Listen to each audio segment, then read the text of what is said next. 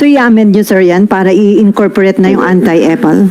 So Senator Miriam, noon may i-final na anti-EPAL bill pero mukhang hindi nakapasa. Do you think susuportahan niya ng mga kapwa nyo legislator considering na minsan yung mga ayuda na yan nagagamit nila para maisulong yung kanilang mga political interest? Hindi, dapat talaga matapos na ito eh. Kasi yan na nga, sigaw ng taong bayan, hindi mo naman pera yan, tsaka nakakahiya, di ba? Panahon pa ni Senator Miriam, nag-file na siya pero patuloy pa rin. At least nabawas-bawasan nga, di ba? Dati, nung bago lumabas si Senator Miriam, pati mga pangalan ng mga politiko doon sa classroom, mga building, hindi na nahiya, di ba?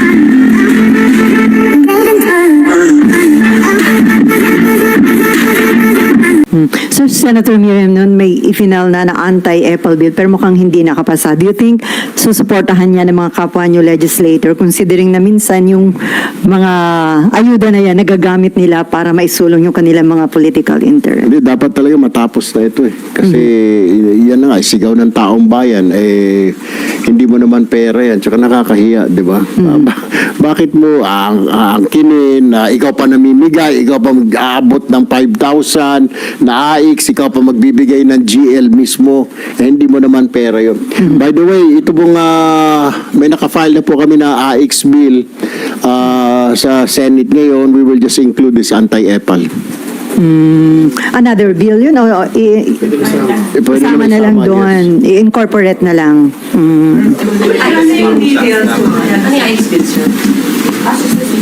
Yung assistance for individual in crisis situation. Okay. Under that bill, sir, ano na? I-institutionalize siya. Pangalawa, na bawal ka nga, mamili. Marami siyang mga under doon sa bill na yon. Bawal ka mamili. Pag namili ka, mayroon kang pananagutan. Lahat yon doon sa kwan. We just have to review it kasi we filed it several months ago eh. So i-amend nyo, sir, yan para i-incorporate na yung anti-EPAL? I-incorporate na lang. Okay. Ano po yung nakikita nyo dapat parusa doon sa lalabag sa anti-EPAL? Dapat siguro, ika nga, matanggal na sa serbisyo, ganun na lang siguro. Kasi hindi pa ulit. Biro mo, panahon pa ni Senator Miriam, nag-file na siya pero patuloy pa rin. At least nabawas-bawasan nga, di ba? Dati, nung bago lumabas si Senator Miriam, pati mga pangalan ng mga politiko doon sa classroom, mga building, hindi na nahiya, di ba? Bakit mo papangalanin yung classroom dahil pondo mo o dahil ikaw ang naghanap ng pondo? Why will you name that classroom under your name or your father's name? Hindi mo naman pera yun. Kung pera mo, then that's time, ilagay mo yung pangalan mo, di ba?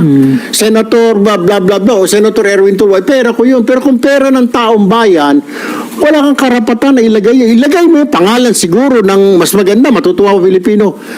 Filipino Public School, Elementary School, or Philippines Public Elementary School, or Kawayan Public School, or Batangas Public School.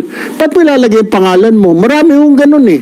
Mabuti nga nag-file po si Senator Miriam na nabawasan na putol. Ultimo mga fence, mga bakod, may mga pangalan, may mga initials, mga apelido ko. Hindi ba naman mga luko-luko? Hindi naman ninyo pera yun. Hindi po pera ng politiko yun. You do not have the right. Saka nakakasuka. Diba? Ako, I can see that because I was a journalist. Binabanatan ko dati yan. Ba't ka maglalagay ng pangalan mo doon? Hindi mo naman pera yun. Building, hospital, eskwelahan. Siguro yung mga yumaong pangulo. Yan, Corazon Aquino, okay yan. Dahil namatay na, di ba? O Benigno Aquino, okay yan. O, pero ilalagay mo, buhay ka pa, ikaw mismo, congressman ganito, senator ganito. So, tinamaan ka ng lintik. Bakit mo ilalagay yung pangalan mo? Hindi mo naman pera yun. So sir, ang penalty immediately tanggal sa pwesto o may suspension May muna? suspending ka muna habang iniimbestigahan ka. Siguro, that's the part to stop this once and for all. Paulit-ulit eh. Ilang taon na ito eh. Okay, Victoria?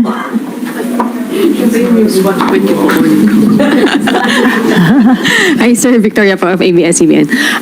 Sir, dun sa unprogrammed appropriations, you said agree kayo doon sa mga tatakbo sa Supreme Court to question it. Will you do so as well, sir? Pupunta ba kayo sa Supreme Court to question? I'll just let them, okay? Pero yung agree, I agree. Sige, di mag-file sila. Karapatan ho nila yun. Kung may nakikita silang hindi maganda, hindi tama, then let the Supreme Court decide. Pero kung ako ang tatanungin ninyo, personally po, when I signed that, tinitignan ko yung unprogrammed, with heavy hearts, I signed it. Siyempre, I signed it dahil miyembro ako ng majority, vice chairman ako, kala nga ba naman kukontra ako doon. Pero my punto ko lang, my point is, it's very simple, di ba? Why will you have unprogrammed projects? Wala kang ang pera, ba't po ilalagay? Tama yun eh, matutukso ka eh. Gagawa ka ng paraan para mapondohan yun. Wala nga tayong pera, di ba? Like I said, let's go back to my example. We're one family. Father, mother, okay, ito para sa edukasyon. Binabudget na ng tatay nanay. Ito para sa tuition ng ni Bunso. Ito para sa kuryente natin. Ito sa pagkain. Uunahin mo ito para sa pag-hospitalization. Ay, bakasyon natin, sabi ng panganay, bakasyon sa Boracay. Wala tayong pambakasyon. Yan parang ganun yung ang program eh. Hindi siya kailangan eh. Not needed. Parang yung sinasabing, yung ang program is a want, it's not a need. Ika nga. There's a difference between want and need. We need this, kaya kailangan natin pondohan ito. Pero yung ang program, tingin ko parang want lang yan. So want. Why will you put that? Kung ako tatanungin ko, ako lang masusunod. Alisin ko yung ang program na yan eh. I will. You will push for that, sir, na zero UA sa 2010. Siguro the next 2027. budget, I will talk to the chairman, our chairman.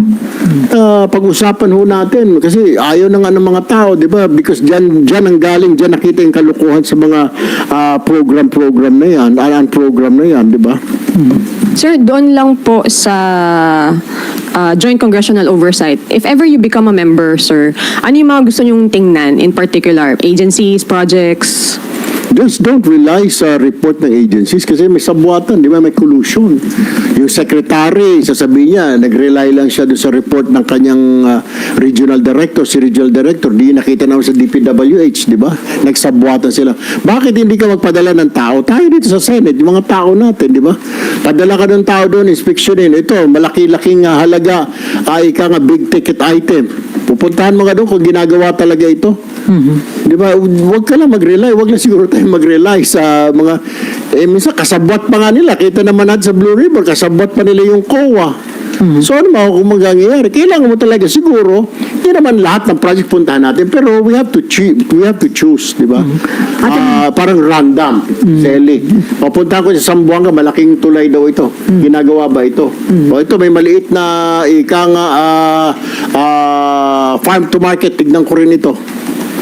Kailangan we have to check really, we have to have people on the ground mula dito sa oversight. Hindi lang tayo magre-rely sa report ni Secretary kasi nangyari na nakita ninyo. Sinabi ng Secretary DPWS kasi nagsabi, ito yung report sa akin ng USEC ko. Si USEC, report ng DE ko, nagsabwatan na pala.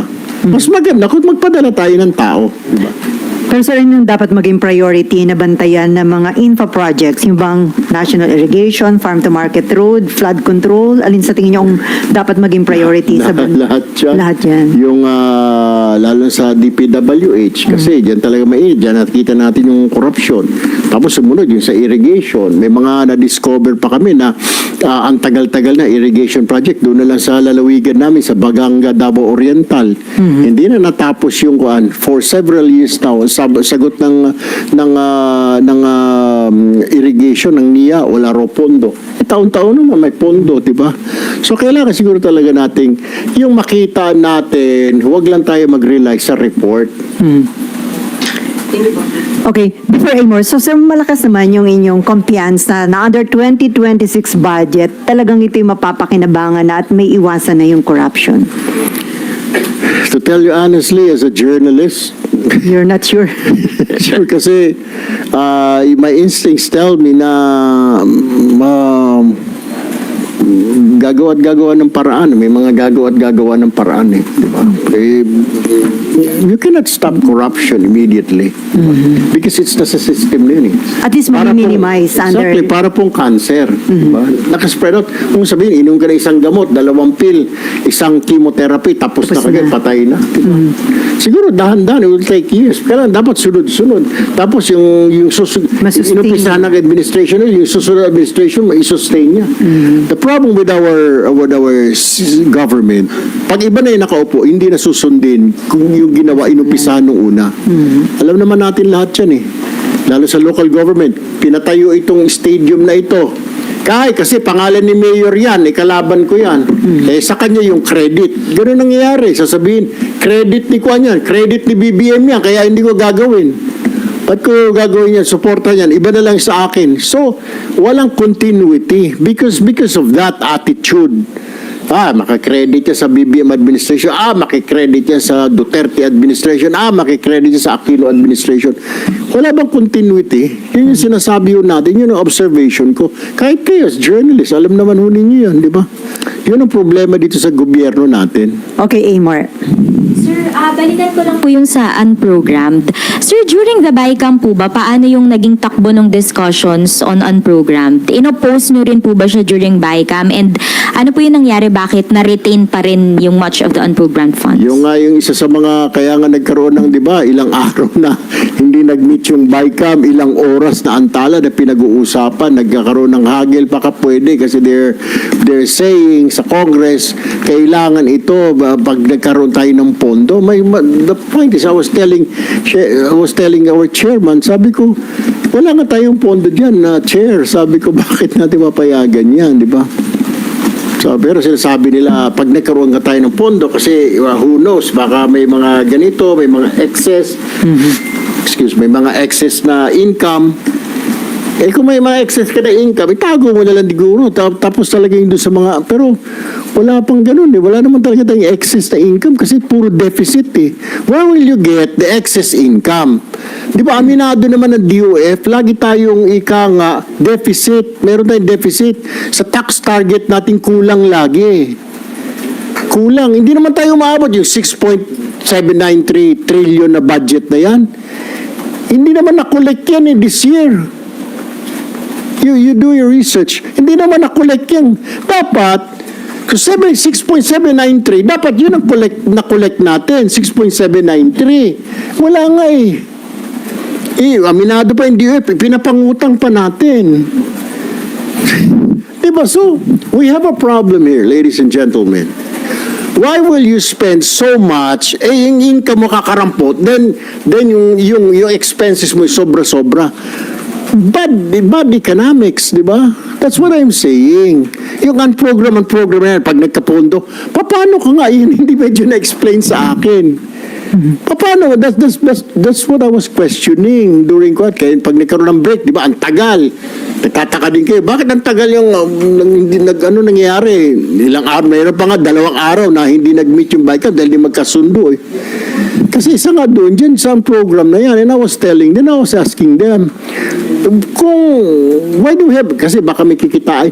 Wala nga, di ba, nangungutang tayo. Saan tayo kukuha? Sir, to clarify, yung House BICAM contingent, yung nagpupush nung unprogrammed? Parang gano'n.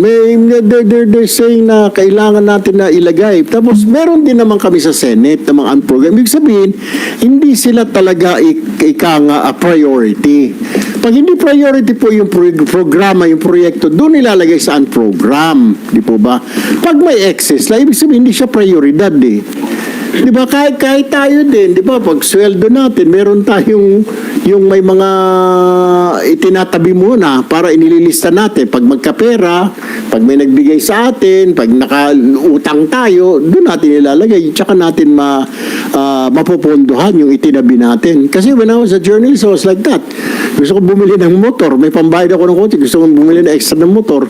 Nagtatabi ako dahan-dahan. Pero kung walang pantabi, bakit ko bibilhin yun? Di ba? Hindi mo kaya. And sir, may information na po ba if you will be part of the Joint Congressional Oversight Committee? Napag-usapan na po ba ninyo? Kasi ang proposal po ni Senator Win, mga vice chair daw po ulit yung members. Ay, salamat sa Diyos kung ako'y kasama dyan. And I will really push na kailangan makita namin with our own eyes yung proyekto na yun. Hindi naman lahat kasi dami nun. Pero yung parang randomly. Malaking proyekto, maliit na proyekto, farm to market route, irrigation project, para makita natin, di ba? Okay. Thanks, sir. Okay, anyway, so as Vice Chairperson ng Blue Ribbon Committee, may basihan po ba yung sinabi ni Senator Amy Marcos na pagdating daw sa pag-iimbestiga kapag ang pinag-uusapan na ay information or evidence against former Speaker Romualdez at iba pang mas mataas sa kanya, parang yung mga minority pinagbabawalan o pinipigilan? Saan po yun? Sa hearing daw ho ng Blue Ribbon Committee. Sa... Meron bang ganong observation o may ganun bang policy kayo na na nagmi-meet yung minority at saka majority, wala nga kaming mga caucus, di ba?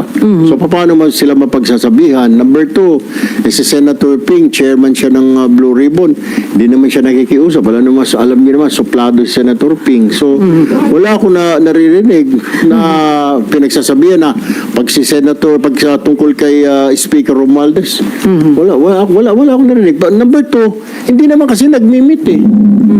Ewan ko lang kung personal na tinatawagin ni Senator Ping isa-isa sila, pero ako, wala naman ako, dahil member din ako. Tapos yung mga ilang kilala ko na nakaupo doon, hindi naman sila tinatawagan. so wala kayong observe na may ganun na nangyayari na napipigilan daw yung minority kapag ang i-discuss na yung mga information or evidence against na naglilink kay Speaker Romualdez o iba pang mas mataas? Si Senator Amy ang tanongin niyo, sabihin niyo, ma'am, sino ba yung mga pinagsabihan? Sino bang nakausap ng mga minority na yan? At sa tingin nyo, hindi yung gagawin ni Senator Ping Lacson bilang chairman ng Blue Parang di Ribbon? mo kabisado Senator Ping, itong suplado yung tao eh. Pero sir, magkakaroon pa ba ng panibagong hearing? At sa tingin nyo, next hearing, dapat tutukan yung Cabral files? That, I don't know, kailangan pag-usapan siguro ng Blue Ribbon kasi may mga nandyan pa na tinatapos namin. Actually, yung sa itong sa flood BIR. control, Flood.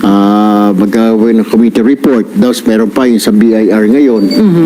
So, sunod-sunod. I don't know kung anong plano sa Senator Ping. I think magmi-meet kami before the opening ulit na session. Considering na lumabas yung Cabral files, sa tingin nyo, may basihan para yun ay tutukan ng investigasyon ng Blue Ribbon Committee? Siguro, reviewin siguro, tignan. Kasi sinasabi yung Cabral files, ang sinasabi ng DPWH, hindi yan official kasi wala naman daw kuhaan. Ang sinasabi naman ng congressman, hindi, binigay ko ito, nakuha ito. May nagsasabi naman, inisnatch niya raw yun. So, sa korte kasi pag titignan ng korte yung ebidensya, how did you acquire those evidence, di ba? Pero tayo, mga media, meron tayong way of acquiring our evidence, di ba? So for now, sir, ngayong bagong taon na magre-resume yung session on January 26, wala pa hong napag-uusapan kung magkakaroon at kailan ang panibagong hearing ng Blue Ribbon about the flood control anomalies? Very soon yata, immediately after, baka a week after Resumption. this January, baka magkaroon ng kasi minamadali na rin dahil nandyan na yung sa BIR, baka magpatong-patong na, meron pa itong Cabral files. Ewan ko kung iimbestigahan namin yung Cabral files na yan. And then before may so sa tingin nyo din, sir, lame duck na daw yung Independent Commission for Infrastructure at dapat na itong i-abolish? Wala pa namang instruction actually, ang Malacanang. Pero kung ako tatanungin mo, di ba yun lang ang purpose talaga nila, di ba? Kaya nga nag-file din tayo ng bill na meron talagang komisyon na independent body to investigate mga anomalies na ganito, di ba? Hindi lang ika nga sa DPWH, kundi lahat ng mga government spendings. Sa ngayon ho ako doon na magkaroon ng batas tayo na gano'n. Pero yung ICF, pag to my understanding, kaya po itinatag ito para mag-imbestiga po dito sa flood control. Kung na-file naman po lahat na ng kaso na sa ombudsman na po, na sa DOJ, ano pa ho saysay? Okay, Mayan.